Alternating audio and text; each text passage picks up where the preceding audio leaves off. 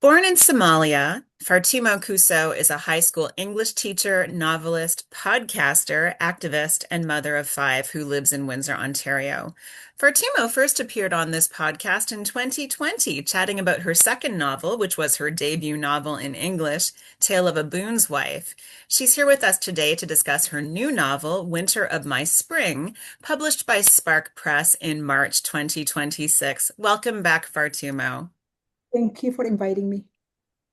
I am going to start with the first two lines of chapter one, and then I will read parts of chapter two. The reason I am chapter three, I should say, the reason I'm going to start with the first two lines of chapter one is to show the innocence of the two girls as we get to the beginning of the novel. At 13, I saw no enemy. I knew no fear.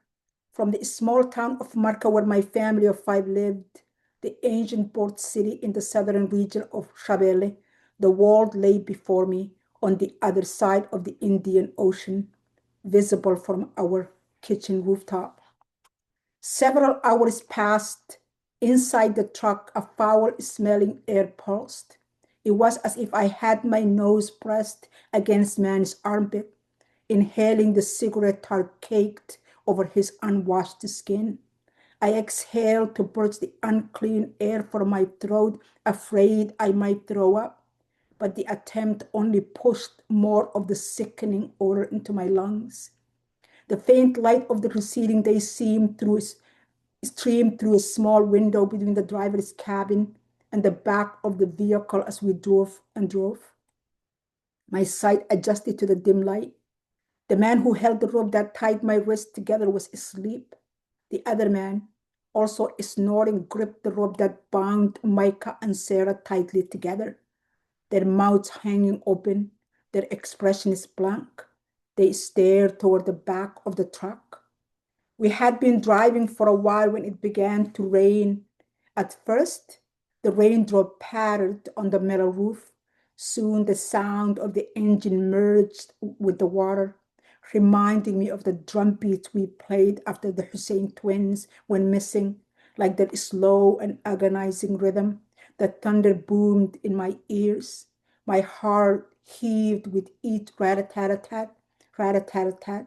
My mother's voice echoed in my mind. Oh, Rara, if only you would listen, she had told me there was trouble everywhere. I didn't believe her when I should have. I saw her words as hysterical, exaggerated account of what could happen. In this truck driving further and further from home, I yearned to hear my mother complain, tell me what to do, spell out every step of every one of my steps. I was ready to give up the world and all that was in it to hear her loud and unrelenting voice one more time. My thighs twitched, sending a tingling sensation to my feet. I sat up and stretched.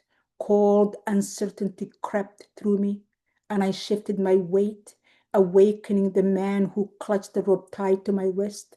I jerked my hands away from him, and he groaned and pulled me back.